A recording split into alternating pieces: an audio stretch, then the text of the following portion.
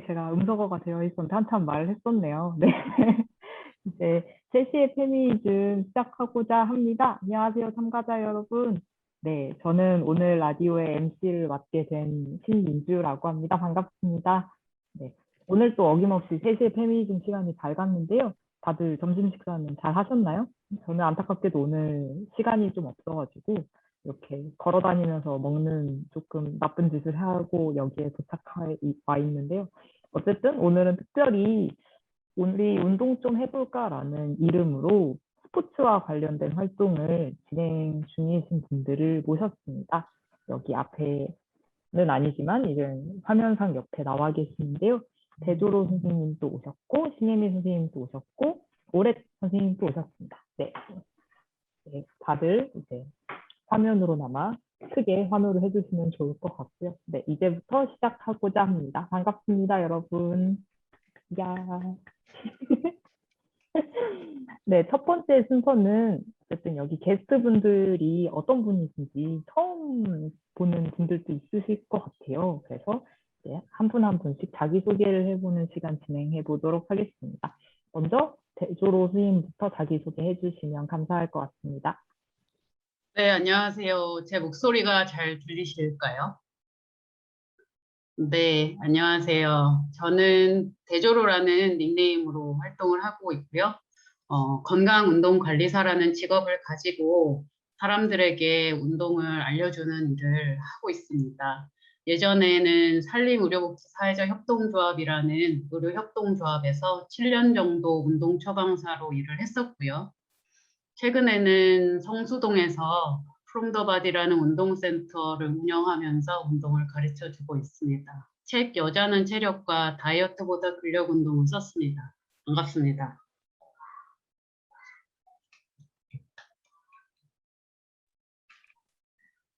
네, 다음으로는 신혜미 선생님 자기소개 부탁드릴게요. 네, 안녕하세요. 저도 제 목소리 잘 들리시나요? 네. 그래서 조금씩 느리게 저한테는 화면이 보여서 제가 잘 들리는지 모르겠는데, 저는 은퇴 여성 선수들이 모여서 만든 사회적 기업을 운영하고 있는 위민업 스포츠 대표 신혜미입니다. 네, 만나서 반갑습니다. 또 이런 자리에 또 초대되어서 약간 좀 쑥스럽기도 하고 하는데, 저에 대해서 개인적으로 조금 말씀드리자면은, 저는 예전에 축구를 했고요. 그리고 같이 하고 있는 분들도 대부분 다 운동을 했던 선수 출신이 함께 모여서 하고 있습니다. 저희는 여성분들에게 운동을 좀 스포츠 경험, 다양한 스포츠 경험을 좀 제공하고, 그리고 저희 은퇴 선수들의 사회적 경험을 조금 함께 하는데 도움을 주는데 함께 하고 있습니다. 반갑습니다. 와, 반갑습니다. 네, 마지막으로 오렛 선생님 자기소개 부탁드리겠습니다. 네, 안녕하세요. 제 목소리는 잘 들리나요? 네, 네. 좋습니다. 네, 저는 오렛이라고 하고요. 퀴어 여성 게임즈라는 그 성별 정체성과 성적 지향에 대한 차별 없는 스포츠 대회, 퀴어 여성 게임즈를 주최하는 퀴어 여성 네트워크의 기획자로 활동하고 있습니다. 반갑습니다. 네, 반갑습니다. 네. 아쉽게도 우리가 이렇게 오프라인으로 만날 수가 없어가지고 참가자분들도 저는 어떤 분이 오셨는지 너무 궁금하지만 다음 주에 코로나가 종식된 때에 또 이런 의미 있는 행사를 하고 다 참여자분들도 함께 자기소개를 할 수 있는 네, 시대가 왔으면 좋겠고요. 일단 첫 번째로 이제 저도 여기 나오신 게스트 분들 처음 뵙는 분들이 좀 계세요. 그래서 저도 되게 궁금해가지고 여러 질문을 따다가 오렌님께 꼭 물어보고 싶은 질문이 있어가지고 이렇게 만들어 보게 되었어요. 저도 프라이드런 등 되게 다양한 행사를 기획하고 진행하는 걸 보고 되게 재밌겠다라는 생각을 많이 했었거든요. 한편으로는 왜 이 단체 자체가 퀴어 그리고 여성을 대상으로 한 여러 행사를 개최했는지 그 의미를 알고 싶다는 생각도 많이 들어서 좀 소개를 부탁드릴 수 있을까 해서 여쭤보려고 합니다. 네, 여기 굉장히 많은 분들이 함께하고 계신데 퀴어 여성 게임들을 들어보셨을까 개인적인 궁금함이 있어요. 네, 들어보셨다면 되게 반가울 것 같고, 뭐 참여하셨다면 더 기쁠 것 같고, 이제 처음 들어보신다면 이번 기회를 통해서 또 관심을 가져주신다면 참 좋겠다라는 생각이 듭니다. 퀴어 여성 게임즈는 이제 아까 말씀드렸다시피 성별 정체성과 성적 지향에 따른 차별 없이 평등한 스포츠 문화를 조성하기 위해서 2017년 기획이 되었고 2018년부터 1회가 시작돼서 이제 매해 진행되는 행사입니다. 지금 이제 코로나 때문에 오프라인 이제 스포츠 대회 자체는 연기되고 있지만 이제 기존의 활동들을 토대로 또 다른 뭐 토론회나 이런 기록 활동들을 계속해서 해오고 있습니다. 이제 왜 퀴어 대회도 아니고 여성 대회도 아니고 퀴어 여성을 위한 스포츠 대회가 열리게 되었나 아마 이제 그런 질문을 하실 수 있는데요. 이제 두 가지를 말씀드리고 싶습니다.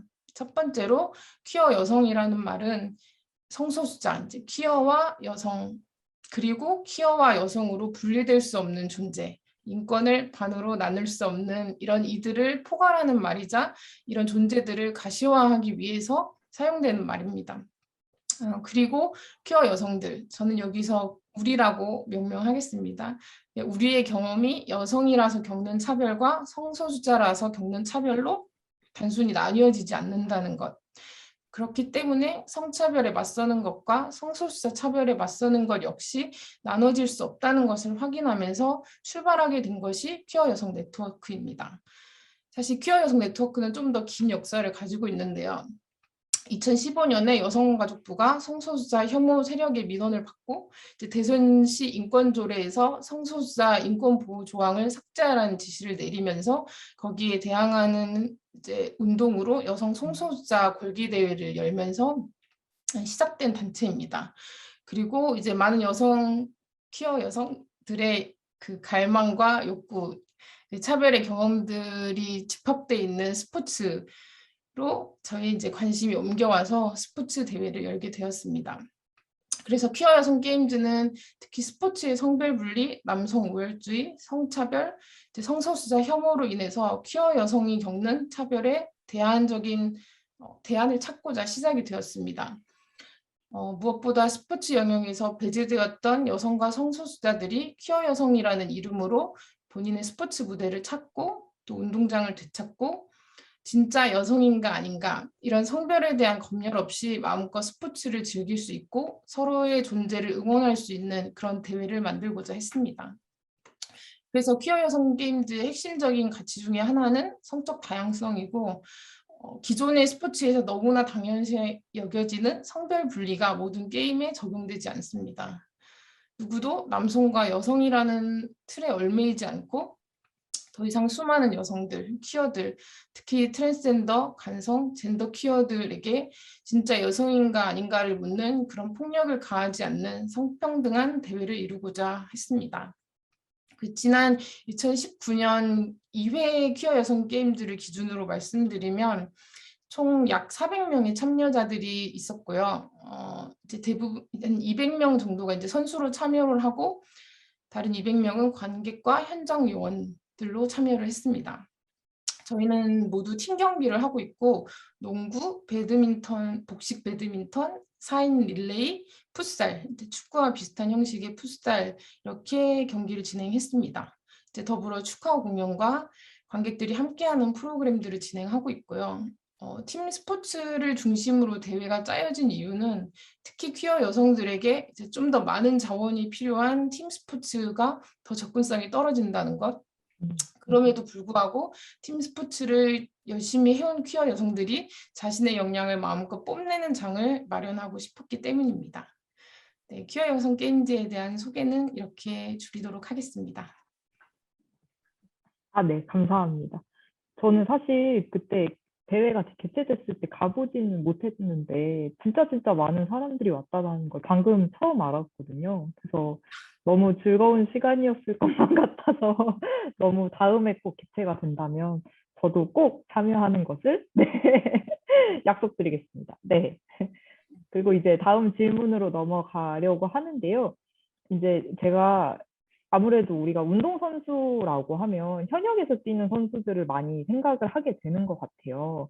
그런데 한편으로 그 다음에 이 은퇴 선수들이 어떤 것을 하고 있을까라고 생각하면 아, 코치를 본 적이 있어. 이외에는 많은 이야기가 나오지 않는 현실도 존재하는 것 같아요. 그래서 제가 신혜미 선생님께 이번에는 질문을 드리려고 하는데요.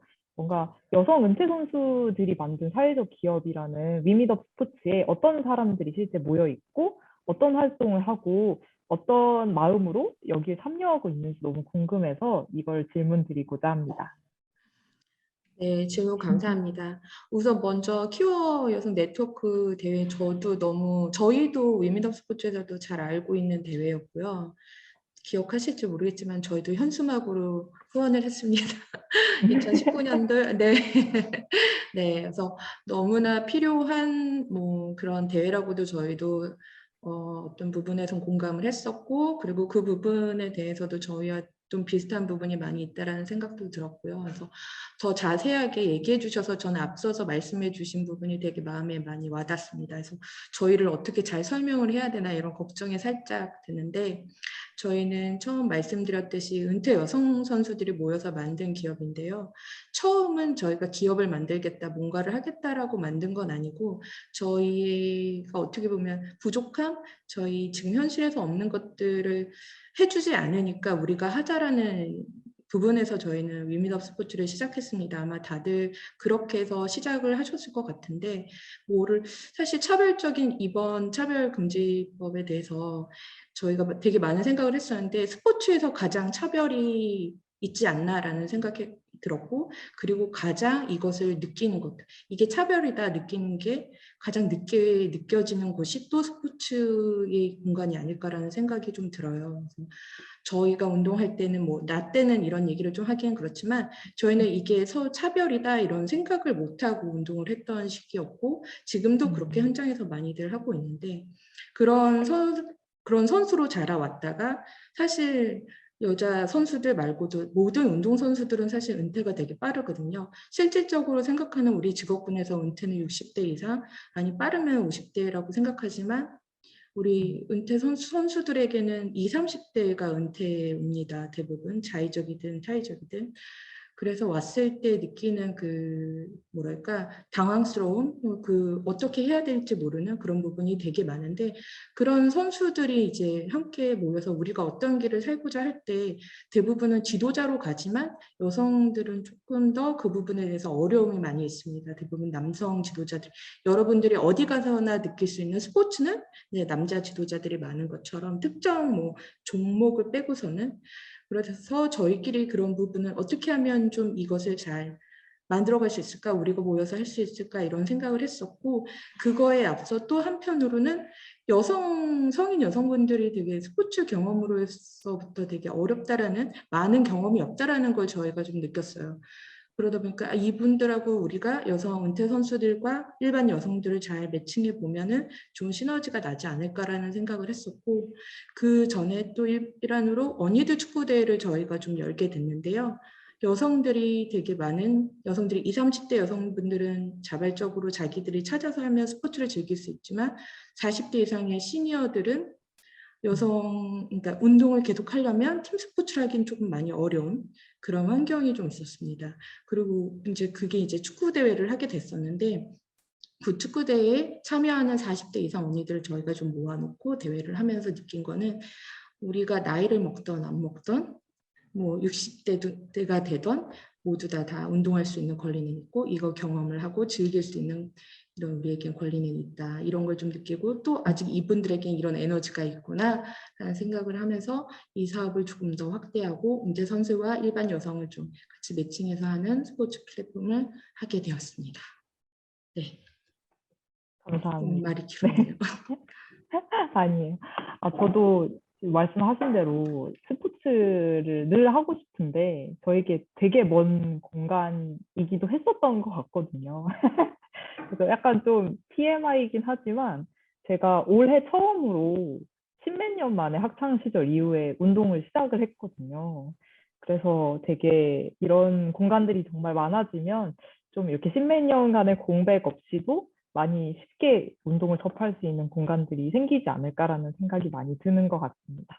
네, 그리고 이제 또 다른 질문을 드려보려고 하는데요. 저도 실제로 그랬고 아직까지도 그런 생각에서 많이 벗어나지 못하고 있는데 운동은 건강해지기 위해 가지고 하는 거고 건강한 사람만 운동을 할 수 있다라는 생각이 이 사회에 진짜 많은 것 같아요. 이제 한편으로는 네, 제가 운동을 시작한 다음에 유튜브를 맨날 누워서 보는 버릇이 생겼는데 그걸 보다 보면 운동 유튜버들이 또 되게 많이 생겼다라는 것을 깨닫거든요.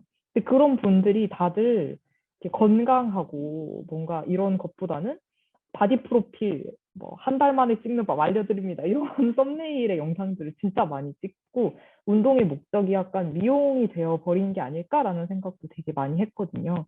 그래서 제가 그런 유튜브를 많이 보고 이제 나도 저렇게 잘 운동을 하고 싶다라고 해서 제 몸보다 훨씬 무거운 무게를 들다가 한 일주일 정도 너무 허리가 아파가지고 되게 끙끙거리면서 밤마다 잠을 잤었던 기억이 있거든요. 그래서 제가 조금 이렇게 만용을 부렸던 건데 그런데 제가 여기 와 계신 대주로 선생님이 좀 이 우리 몸을 긍정하고 한편으로 다양한 몸을 가진 사람들과 함께 운동 프로그램을 진행하는 것을 알고 있어요. 그래서 미용이나 멋진 몸이나 그리고 건강한 사람만 할 수 있는 운동이라는 사고방식에 조금 이제 넘어서서 다양한 몸을 가진 사람들을 긍정하면서 우리의 움직임을 긍정할 수 있는 비법을 이렇게 많은 곳에서 전수하고 계시다라고 해서 여기 스포츠를 또 좋아하고 관심 있는 분들이 많으니까 비법 한번 전수를 해주시면 좋을 것 같습니다.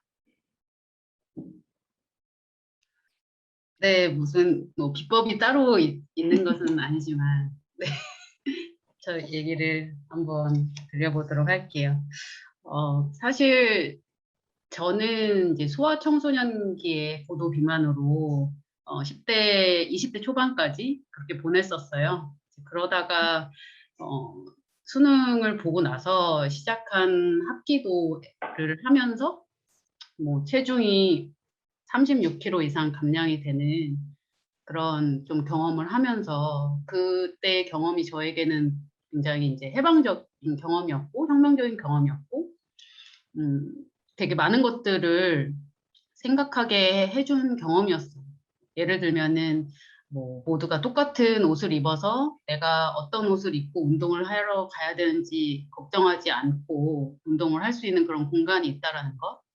체육관 바깥에서는 나의 어떤 그런 제스처나 움직임들을 너는 왜 이렇게 여자답지 못하냐, 뭐 이렇게 남자 같냐, 이런 얘기들을 이제 계속 부정적인 피드백을 받았었는데 저의 몸을 긍정하지 못하게 하는 그런 피드백이 아니라 그 공간 안에서는 내가 더 크게 소리를 내고 더 크게 움직일수록 잘한다고 저를 응원해주고 격려해주는 또 그런 사람들이 있었고 그러다 보니까 이 운동 공간에서 나의 몸을 긍정받고 또 내가 내 모습 그대로 있을 수 있다라는 게 사람을 굉장히 건강하게 만들어주는구나 라는 그런 생각을 하게 됐어요.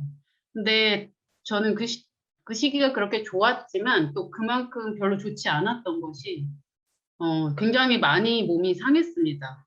네, 뭐 골감소증부터 시작해서 뭐 부상을 달고 살았는데 당시에는 그게 마치 이런 부상을 당해야만 내가 더 나아지고 있는 거고 또 이런 것들을 참고 내 자신을 좀 더 이제 거칠게 채찍질 하듯이 그렇게 수련을 하는 것이 옳은 거라고 생각을 해서 몸을 굉장히 이제 학대했던 것 같아요. 그런데 이제 운동이라는 것이 정말 긍정적인 측면도 있지만 방금 말씀드린 것처럼 그걸 잘 모르고 했을 때에는 건강을 또 굉장히 상하게 하는 그런 부정적인 측면도 같이 갖고 있다라는 생각을 하게 되면서 나는 사람들이 자기 모습을 그대로 긍정하면서 건강해졌으면 좋겠는데 그걸 운동을 통해서 그렇게 해줄 수 있는 일을 내가 이제 하고 싶은데 그러려면은 좀 더 다른 방식의 이런 교육이 필요하겠다라는 생각을 가지고 지금까지 쭉 체육과 운동에 관한 공부와 이제 티칭을 지속을 해오고 있어요. 그래서 저의 어떤 운동을 가르치는 철학은 다양한 몸과 움직임을 존중하는 트레이닝입니다. 그래서 자신의 몸의 상태가 어떤 좌표에 있던 그 좌표 그대로를 받아들이면서 그곳에서 내가 원하는 방향으로 성장할 수 있는 방식의 움직임을 제안해 주는 방식으로 코칭을 하는 것이 저의 코칭 스타일이기도 하고요. 제가 산림의료복지 사회적 협동조합에 있을 때에는 또 다양한 이런 정체성, 다양한 체력 수준, 다양한 어떤 질환을 가진 분들이 같은 시간에 그룹 운동을 할 수 있는 프로그램을 개발을 해서 같이 운동하는 프로그램을 일주일에 3번씩 7년 동안 진행을 했었습니다. 네. 그때 이제 또 제가 느꼈던 것은 우리가 이제 움직임을 이제 드러낸다는 것, 운동을 같이 한다는 것은 관계 내에서 굉장히 솔직하게 만드는구나, 사람들을. 되게 솔직하게 만들고 그만큼 또 건강하게 만들어줄 수 있구나. 그래서 이제 다짐의 벽에는 제가 일했던 공간이 다짐이었는데 다짐의 벽에는 기계가 아니라 관계로 건강해집니다라는 글이 써 있었어요. 네. 그래서 이제 그냥 단순히 운동을 하는 것뿐만이 아니라 우리가 각자 자기 자신의 몸과의 관계 그리고 그 몸을 긍정하는 사람들과의 관계가 우리를 건강하게 만들어주고 연결해 줄 수 있구나. 그리고 정말 이제 체육관 바깥에서 만났으면 정말 뭐 같이 밥을 먹을 일도 없고 인사를 나눌 일도 없는 그런 사람들이 같은 공간에서 운동을 하면서 관계가 생기고 각자 다른 그런 환경과 정체성에 대해서 이해하게 되고 그냥 나의 이웃으로 받아들이게 되는 그런 것들이 저는 제가 생각하는 어떤 평등한 사회 그리고 연결되는 사회에 가까이 다가설 수 있게 해주는 콘텐츠라고 생각을 했어요. 네, 그래서 그런 것들을 지금 진행을 하고 있습니다. 감사합니다. 너무 좋은 말씀 해주셔가지고 오늘 또 꼭 이제 운동을 같이 할 수 있는 좋은 관계들과 친구들을 만들어야겠다라는 사실을 오늘 또 생각을 해보게 되는 것 같습니다. 네. 그럼 이제 조금 주제별로 얘기를 해볼까 생각을 하는데요. 아무래도 운동을 이야기를 하면 운동장에 대한 이야기를 안 할 수가 없는 것 같아요. 그래서 과연 우리가 운동장이라고 하는 게 무엇일까라고 좀 생경하게 생각해보는 연습들을 해보면 조금 대화를 풍부하게 나눌 수 있겠다라는 생각이 드는데요. 이제 신혜미 선생님께 좀 여쭤보고 싶은 게 아무래도 운동장이라고 얘기를 하면 뭐 고등학교나 중학교나 초등학교에 있는 그 이렇게 흙모래가 펼쳐진 그런 곳 아니면 선수들에게는 이제 뭔가 이렇게 큰 대회에 올라가 있는 그런 곳으로만 되게 상상이 많이 되는 것 같거든요. 그때 신혜미 선생님이 생각했을 때 운동장이 무엇이고 나에게 운동장의 의미는 무엇인지에 대해 가지고 이야기를 해주시면 감사할 것 같습니다. 네, 우선 운동장 하면 여러분들은 어떤 게 떠오르는지 좀 궁금해요. 운동장을 생각했을 때 아니면 체육관을 생각했을 때 누군가 이렇게 서서 운동을 하거나 이런 모습을 많이 보실 거 아니에요. 그랬을 때 가장 많이 생각나는 모습이 어떤 건지 되게 궁금한데 이렇게 갑자기 얘기하면 그럴지 모르겠어요. 채팅창에 좀 적어주시면 감사할 것 같아요. 우선 저는 체육 시간이 생각나시는구나. 근데 저희가 운동장을 이렇게 떠올리게 되면, 네, 여자분들 많이 피구만 하시는데, 운동장만을 딱 떠올렸을 땐 대부분 남자아이들이 뛰어노는 그거를 아마 생각하실 것 같아요.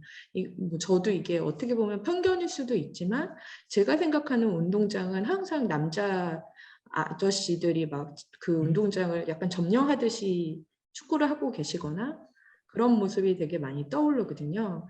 근데 이거는 저만의 생각이 아니라 지금도 현재도 그렇게 좀 많이 일어나고 있는 형태이고, 저는 제가 축구 선수였으니까 딱 축구나 풋살 이 부분을 좀 예를 들어서 말씀을 드릴게요. 그래서 축구나 풋살장을 이제 저희가 컨택을 하려고 이제 대관을 하려다 보아도 대부분 막 연관 대관 있고 이렇게 해서 다 가보면 남자분들이 되게 많이 뛰시죠. 이게 어떻게 보면은 그동안 당연시 여겨와서 그러지 않았을까라는 생각을 진짜 많이 해요.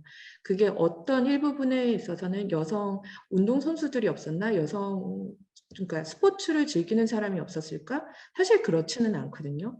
우리나라 역사상을 계속 보면 올림픽 금메달도 그렇고 여자 선수들이 되게 더 많은 금메달을 땄어요. 이게 수치상으로 제가 정확하게 말씀을 드리면 좋은데 지금 갑자기 생각은 안 나는데 여성들이 더 많은 금메달을 땄고 여성들이 더 많은 성적을 냈는데 결국에 현재 남아있는 국가대표 지도자들이나 코치들 그리고 되게 중요한 실업팀이나 프로팀이 있는 분들은 다 남자분들이라는 거죠. 왜 그러면 그 예전에 7, 80년대 너무 멀리 가서 죄송한데 아니면 90년대, 80년대 이렇게 우리가 알만한 그 여자 선수들은 다 어디 갔을까라는 생각을 한번 해보시면 좋을 것 같아요. 은퇴 선수들, 그러니까 운동 선수들만 아니라 일반 여성분들에게도 그거는 이렇게 이미지화 되어 있는 것 같아요. 지도자나 코치는 다 남자. 지금 이제 이게 바뀌려고 하는 현실인데 그만큼 여성들에게 운동장은 되게 많이 어떻게 보면 사회와 같다라는 유리천장이라고 하시면 저희는 운동장 천장이라고 말씀드려야 될까요? 뭐라고 말씀드려야 될지 모르겠는데 그렇게 많이 어려운 곳이다. 이 사회 경험을 할 수 있는 그 저희에게 기회가 없는 거죠. 운동장이라는 그 기회, 우리가 나설 수 있는 기회 그런 것들이 많이 부족하고 그래서 저희가 그런 부분을 조금 더 많이 얘기를 하는데 우리가 우리의 그런 기회를 달라고 자꾸 요구해야 된다, 얘기해야 되고 그리고 우리가 더 많이 노력해야 된다. 그냥 달라는 게 아니라 우리는 노력하고 있고 우리는 이만한 능력이 있다라는 걸 자꾸 보여줘야 된다라고 저희도 생각을 하고 그리고 자꾸 비춰줘야 된다라고 되게 많이 이야기를 하고 있습니다. 운동선수들에게나 여성들에게 모두 다 운동장은 기회인 것 같고 그 기회에서 우리가 경험할 수 있는 공간이다라고 저는 생각이 돼요. 물론 그 기회에 다 잡을 수도 없고 그 경험이 다 나에게 맞을 수는 없어요. 그런데 맞는 사람이 분명히 있거든요. 그 맞을 수 있는 그게 나에게 기회가 되었을 때 더 잘할 수 있는 사람. 그 사람에겐 기회를 줘야 된다.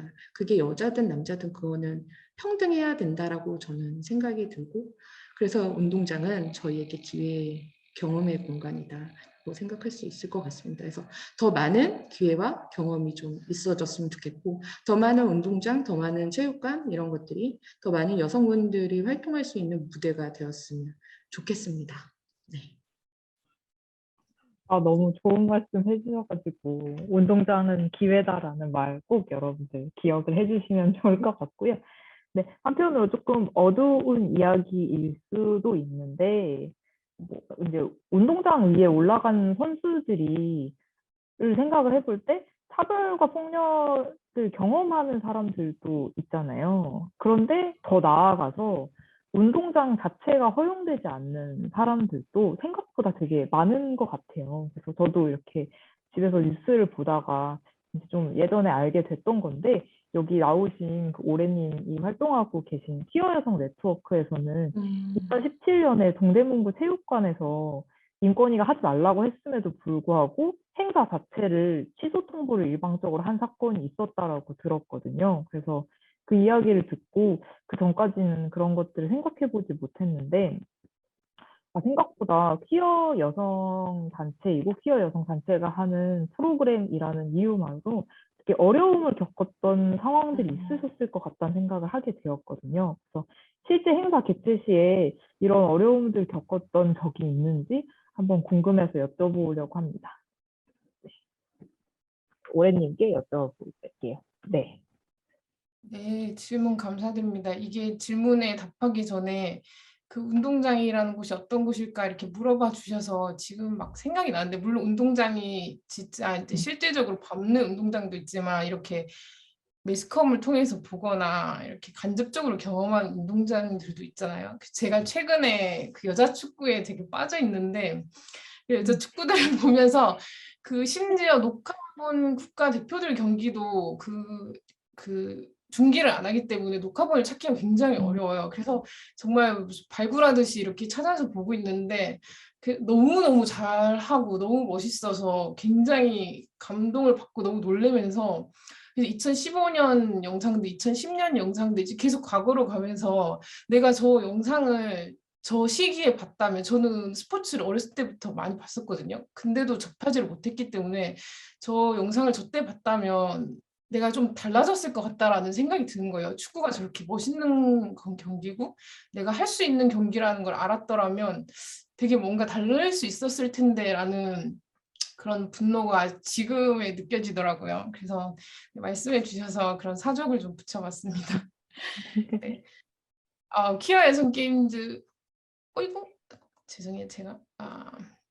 네, 퀴어 여성 게임즈에서 일어났던 일들을 이제 조금 말씀을 드리자면, 이제 말씀해 주신 것처럼 2017년에 이제 체육관 대관이 일방적으로 취소되는 상황이 있었는데요. 그때 사실 저는 이제 이게 첫 대회를 기획하면서였고, 그때는 이제 기획자가 아니었고, 옆에서 이제 지켜보는 사람이었거든요. 이제 그 뒤에부터 이제 기획단에 들어왔기 때문에, 그래서 이제 이건 제가 직접 이제 주도했던 활동이 아니라 지켜봤던 활동을 이제 전달해드리고 있다는 걸 말씀드려야 될 것 같아요.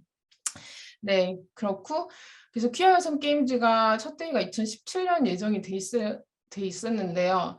2017년 동대문구 체육관 대관을 신청하고 나서 사실 허가가 나서 대관비를 다 냈고 퀴어 여성 게임즈는 선수들 참여 신청을 시작했고 행사 장소를 명시해서 온라인 홍보도 나가고 포스터도 다 출력해서 도착한 상황이었어요.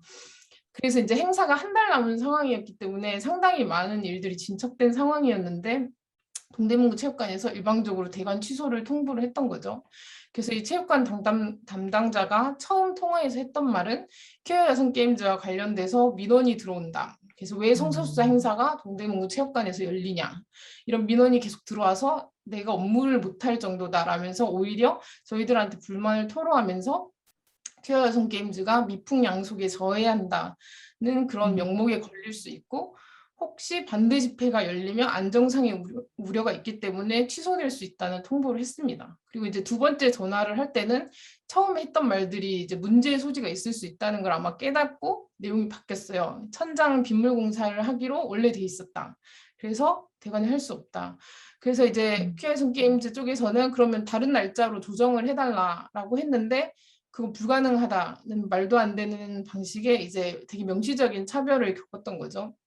그래서 이제 이때 대회를 준비했던 사람들뿐만 아니라 참여하기로 했던 사람들, 이제 주변에서 응원했던 사람들까지 굉장히 당황했고 이제 허무함을 좀 느끼고 어떤 무력함을 느끼게 되죠.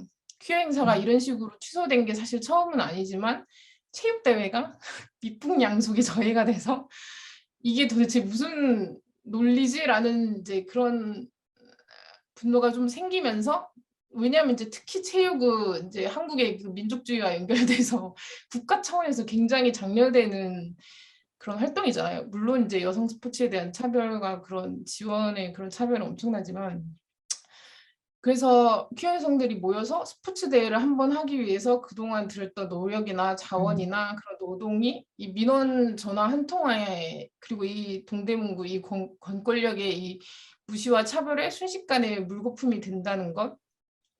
그래서 이 현실이 보여주는 건 되게 명백했다고 생각하거든요. 퀴어 여성이 시민으로서 공공시설을 이용할 자격이 없다는 거. 그리고 이런 혐오로부터 보호받을 자격이 없다는 거죠. 그래서 그 이후로 이제 퀴어 여성 게임즈는 동대문구 앞에서 이 싸움이 이렇게 끝나지 않는다는 것을 보여주기 위해서 항의 집회를 하게 됩니다. 그리고 말씀해 주신 대로 인권위원회에 긴급구제 신청을 해서 이것도 되게 긴 시간이 걸리는 활동인데요. 그래서 인권위원회에서 결국 이 차별이 명백하다. 그래서 조정하라는 권고를 동대문구에 했지만 동대문구는 뻔뻔하게 거짓말을 늘어놓으면서 무시를 하고 이제 저희는 민사소송에 들어가게 됩니다. 그리고 이제 민사소송 결과가 최근 1심 재판 결과가 났는데 그래서 그 결과문을 보면은 대관이 취소된데 차별이 있다. 일방적인 통보 차별이 있네 라고 인정을 하면서도 그로 인한 손해를 받았다고 보기 어렵다는 판결을 내리고 있습니다. 그래서 행사가 미뤄진 데 대해서 손해를 증명할 수 없다. 그렇기 때문에 차별이 아니다라는 결과가 나와요. 그래서 지금 1심 재판을 저희가 이제 받아들일 수 없는 입장에서 계속해서 앞으로 활동을 준비하고 있고 그리고 이제 이게 보여주는 거는 퀴어 여성들이 겪는 그런 어떤 물리적인 피해 그리고 어떤 정신적인 피해 이런 어떤 삶에 직접적인 영향을 주는 이런 차별들을 것들이 주는 피해, 이것들을 이해시키기가 굉장히 어렵다는 것. 특히 이제 사법부와 같은 공권력에. 하지만 이제 어떤 시민적인 공감대를 사기에도 사실 그런 문화, 그런 환경이 있지 않고서는 굉장히 어렵다는 것, 그것들 저희가 많이 느끼고 있고요. 그래서 차별금지법이 왜 필요한가, 그것이 아주 뼈저리게 느껴지는 부분이기도 하고요. 그렇지만 이제 저희는 계속해서 싸우면서 재판부에서도 선례를 만들어야 이제 재판부가 이제 퀴어 여성이나 어떤 성소수자 여성에 대한 이해 정도를 높일 수 있을 것이다라고 믿고 있습니다. 아, 정말 진짜 판결이 너무 어이없게 나가지고 약간 뭐랄까? 뭐 때렸지만 폭행은 아니다. 뭐 이렇게 난 판결이랑 거의 어이가 너무 이상한 판결이 난 것 같아요. 너무 놀랍기는 한데요. 근데 약간 이야기 들으면서 이것도 약간 TMI이긴 한데 저도 약간 비슷한 일을 경험한 적이 있었거든요. 이제 저의 친구들이랑 제가 대학에 다닐 때 이제 대학 내부에서 이제 그때가 2014년이라서 세월호 유가족 분들을 모시고 대화를 듣는 시간을 가지려고 했는데 그때 2014년 세월호 참사가 일어난 지 정말 얼마 안 됐음에도 불구하고 학교에서 너무 정치적이라서 안 된다라고 하고 장소 대관을 다 불허한 사건이 있었거든요. 그래서 그 사건이 되게 많이 기억에 나는 것 같아요. 왜냐면 그럼에도 불구하고 저희 학교는 정치인들을 실제 섭외해가지고 강의를 여는 학교였거든요. 그래서 왜 정치인들은 안 정치적이고 세월호 유가족 간담회만 정치적이라고 하는 거지라고 되게 생각을 해서 그런 이상한 핑계들은 있지만 사실은 되게 차별적인 일일 수밖에 없다라는 거에 많이 동의가 되고 공감이 되기도 하네요. 네, 아무튼 그렇습니다. 그리고 한편으로 이제 운동장 내부에서 이제 여러 가지 활동을 하고 이런데 아까 신혜미 선생님께서 얘기해 주신 것처럼 되게 운동장 내부에서 크게 소리치고 크게 활동하고 크게 움직이고 이런 것들을 생각보다 많이 익숙해 하지 않는 분들이 많은 것 같아요. 그래서 저도 헬스장에 한 나간 지 1개월 정도 됐는데 아직도 이상하게 눈치가 보이거든요. 이렇게 왜냐하면 저 옆에는 다 엄청나게 근육이 큰 남성들이 진짜 무거운 걸 번쩍번쩍 들고 막 되게 이렇게 힘차게 운동을 하고 계신데 저는 그들에 비해 가지고는 막 엄청 무거운 무게를 들 수도 없고 약간 눈치 보이고 기구 사용하는 것도 이런 게 많이 되긴 하더라고요. 근데 여기 계신 대조로 선생님이 자기방어 훈련도 하시면서 저도 몇 번 정도 수업을 받아봤는데 크게 소리치고 크게 저항하고 막 그런 것들을 가르쳐 주셔서 너무너무 좋았거든요. 그래서 되게 익숙하지 않고 어색하기도 했는데 해보니까 좀 재밌더라고요. 그런데 한편으로 제가 그거를 받으면서 저의 초등학교 시절이 생각나기도 했어요. 저의 초등학교 시절 저학년 때는 태권도 학원을 다녔었거든요. 그때 이제 사범님이 호신술을 막 알려줬는데 이 자기방어 훈련과 호신술이 비슷한 것 같으면서도 되게 달랐단 말이에요. 그래서 자기방어 훈련에 대해서 좀 어떤 메시지를 전달하고 계신지 그리고 호신술과 뭐가 다른지 조금 이제 여쭤보고자 합니다. 네, 베드로 선생님께 여쭤보고자 합니다. 네. 앞서서 말씀해준 내용들이 다 굉장히 동의도 되고 같이 또 분노도 되는 지점들이 많이 있었던 것 같아요. 네. 그리고 또, 우리가 사실 이렇게 되게 명시적으로 체육관 대관을 불허한다던가 이런 차별을 받기도 하고 또 일상에서 참 이게 차별이다 아니다 뭐 폭력이다 아니다라고 말하기도 애매하지만 상당히 불쾌하고 기분 나쁜 그런 경험들을 또 굉장히 많이 하게 되기도 하잖아요. 그래서 제가 이제 지금 현재 여성주의 자기방어 훈련 파도팀이라고 해서 5명이 함께 자기방어 훈련 강의를 워크숍을 진행을 하고 있는데 이제 그 팀에서 얘기를 하고 있는 주요한 메시지 중에 하나는 일상에서 끊임없이 마주치는 차별과 혐오에 대항하고 대응하는 것이 바로 우리가 자기방어 훈련의 훈련이다라는 이야기를 해요. 그런데 아까 말씀드린 것처럼 이 사람이 나한테 말을 걸지도 않았고 가까이 오지도 않았고 손으로 나를 터치하지도 않았지만 그 시선에서 느껴지는 어떤 그 쎄한 느낌, 뭐 그런 것을 어떻게 내가 말로 표현하고 이것을 나에게 위협적인 신호로 받아들일지 말 것인지를 결정하게 하는 그런 상황 판단은 어떻게 이루어져야 하는가. 뭐 이런 것들에 있어서 많은 분들이 굉장히 헷갈려 할 수 있다라고 생각이 드는데 이제 그 부분에서 좀 주요하게 말씀드릴 부분은 나의 직감을 믿는 것이 그 어떤 것보다 중요하다라는 이야기를 또 드리고 있거든요.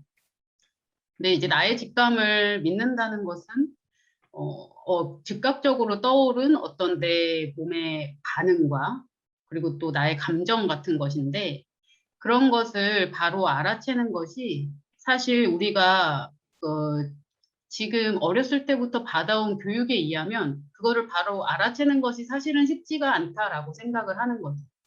왜냐하면은 내가 느끼는 그런 감정에 대해서 나의 생각에 대해서 끊임없이 좀 의심하게끔 하는 그런 말들을 많이 들으면서 우리가 또 자라기도 했고 또 이런 물리적인 폭력만이 폭력이다라는 어떤 사고방식을 또 가지고 있는 경우도 많고 아까 뭐 때렸는데 폭행이 아니다 뭐 이런 것처럼 진짜 물리적으로 내가 직접적인 피해를 겪고 어떤 상처를 입고 전치 몇 주의 부상이 나와야만 그것이 폭력이다라고 입증을 해야 되는 입증할 수 있는 그런 어떤 상황들 속에서 그런 물리적인 폭력까지 가기 이전에 사실 엄청나게 많은 어떤 맥락들이 있는데 그 맥락들을 어떻게 우리가 끊어낼 것인가 그 물리적 폭력까지 가기 이전에 어떻게 끊어낼 것인가에 대한 이야기는 많은 곳에서 하고 있지는 않다고 생각해요.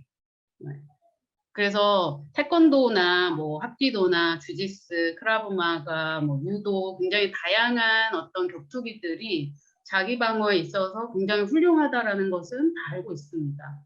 하지만 그 물리적인 폭력, 최초의 신체적 접촉이 일어나기 전의 맥락들에 대해서 어떻게 끊어내야 되는가를 이야기하는 경우는 많지 않다라고 생각이 들고 여성들이 그런 어떤 자신의 경험을 나만의 경험이 아니라 다른 사람들도 비슷한 이런 경험들을 했다라는 것을 공론화시키면서 우리가 그것들에 대항할 수 있는 힘이 또 생긴다고 생각하거든요. 마치 미투 운동처럼.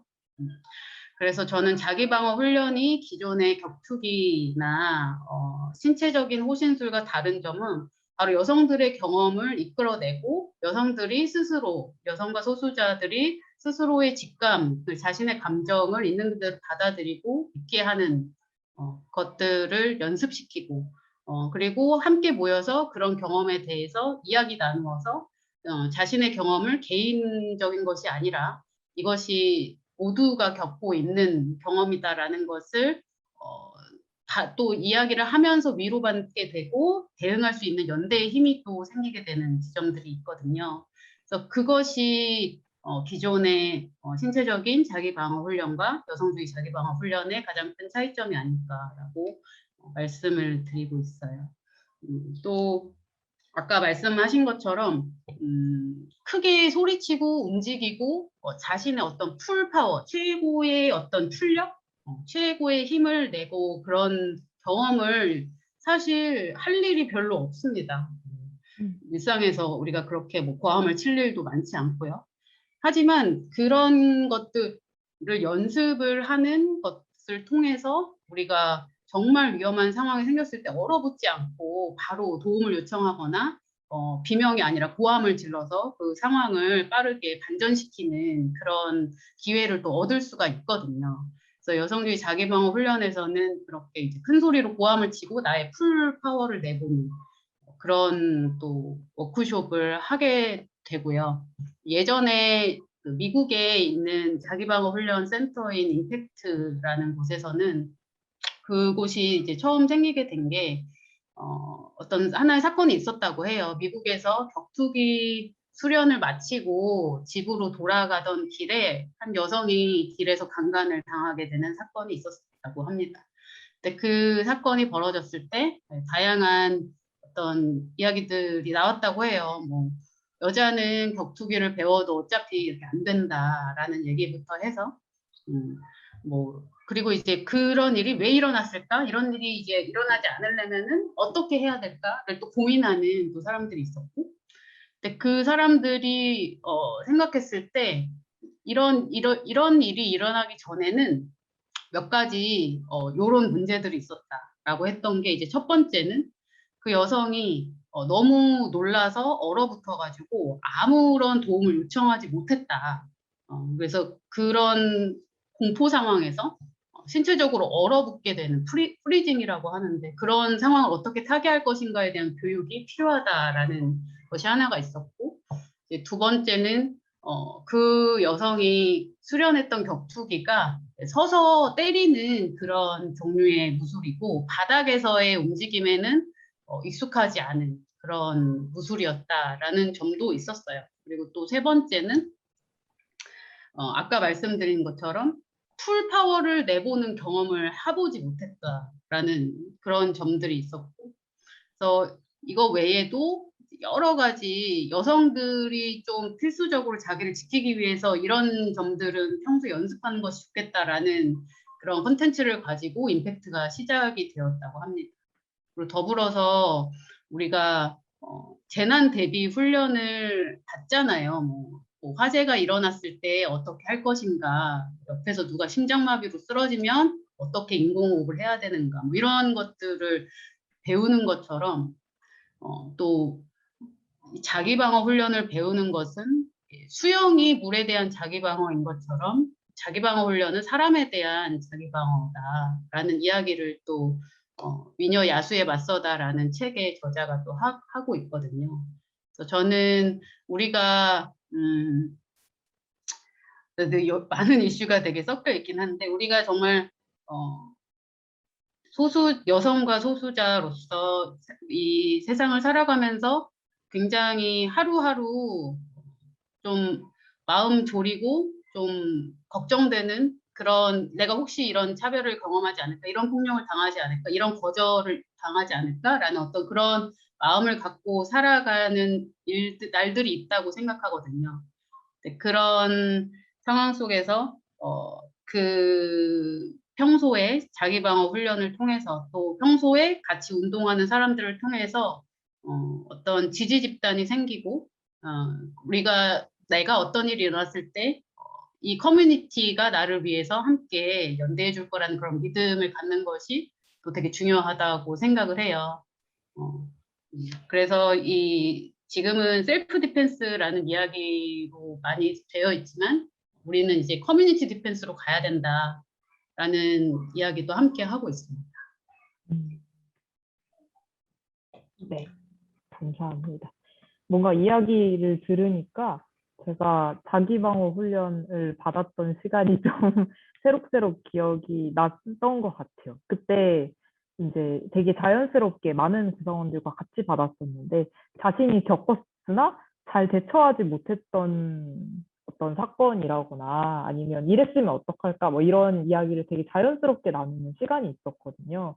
그때 그래서 저도 뭐 몇 가지 이야기를 하고는 했는데 그런 일에 대해 가지고 막 아유 너무 잘못하셨네요 이렇게 하지 않고 오히려 아 네 당연히 그렇게 하면 안 되겠지만 어쨌든 그렇게 하지 않고 이제 조금 더 좋은 답을 찾아갈 수 있는 어떤 뭐 여러 가지 이제 포인트들도 많이 얘기해 주셔서 되게 좋았었던 것 같고 그리고 특히 이제 막 맞서 싸우지 못한 게 너무 억울해요라고 좀 생각을 오래 했었는데 그러지 않고 이것은 방어를 위한 것이고 이렇게 어떻게 하면 잘 흘러갈 수 있는 것인지, 나를 보존할 수 있는 방법이 무엇인지에 대해 가지고 더 많이 생각해 보라는 말씀이 아직까지도 되게 많이 기억에 남는 것 같아요.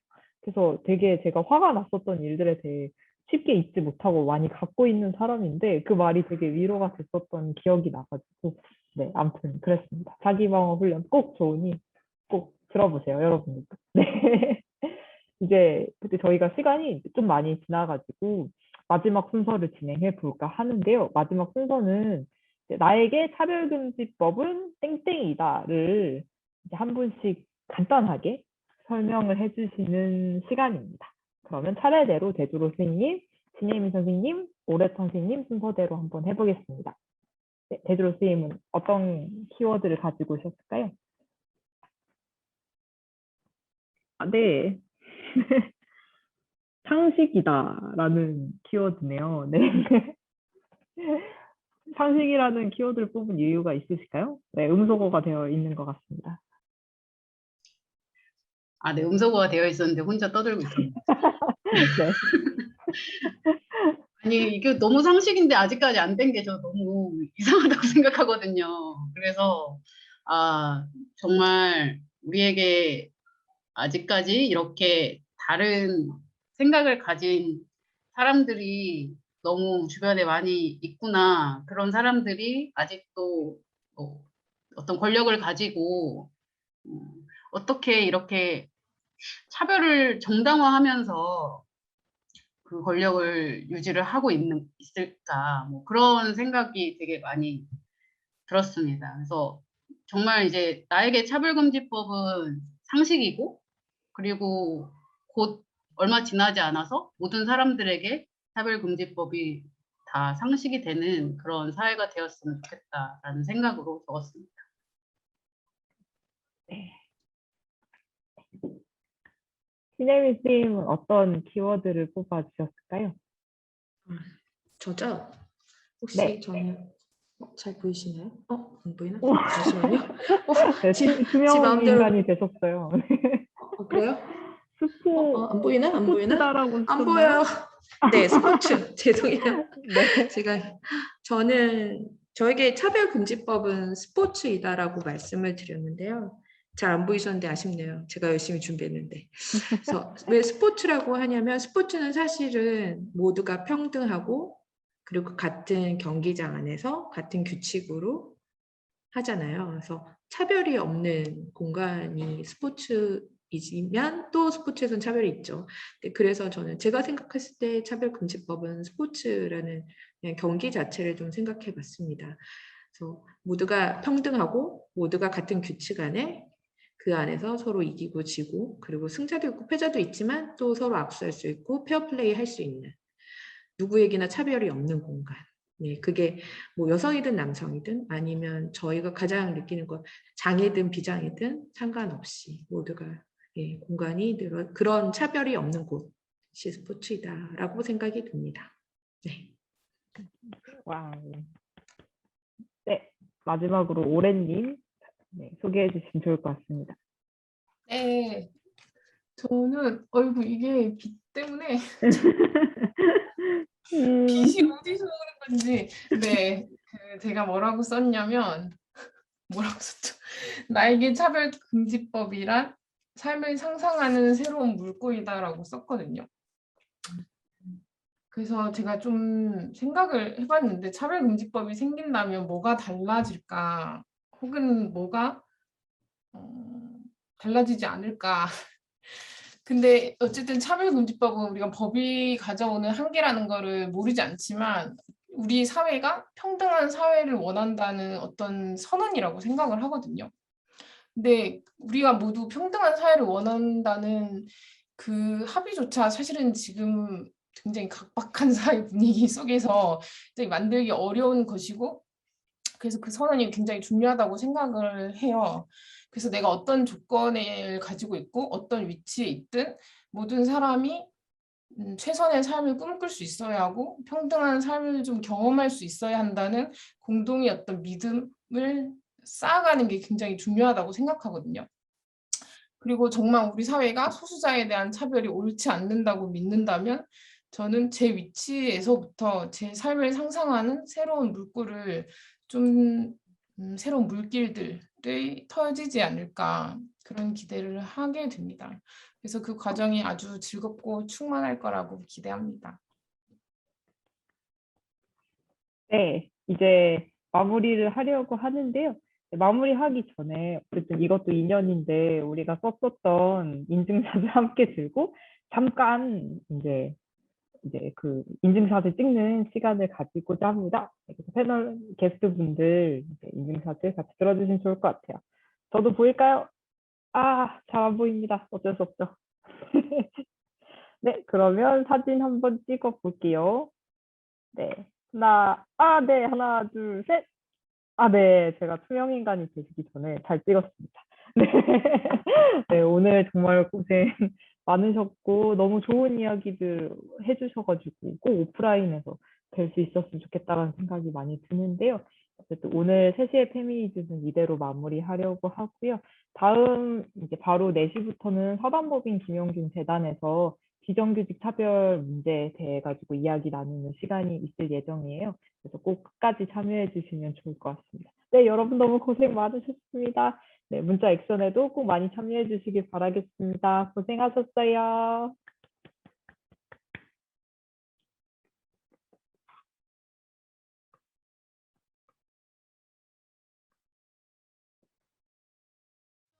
샷으로 주문할 때가 아니야 아무렇게나 티탑 4명 이상 니네 더블이면 A샷 지금 뭐라 카노 뭐랄까라 우리가라 그거 나중에 치러 그거 지금 문제 풀 때가 아니야 맞고 틀리고 울고 짜고 싶고 뜯고 즐기고 슬리고 엎어버리고 막 결혼 그거 나중에 해 지금 웨딩 마치 울릴 때가 아니야 왜 낱낱이 발조 사돈의 발조 지구조 나 모여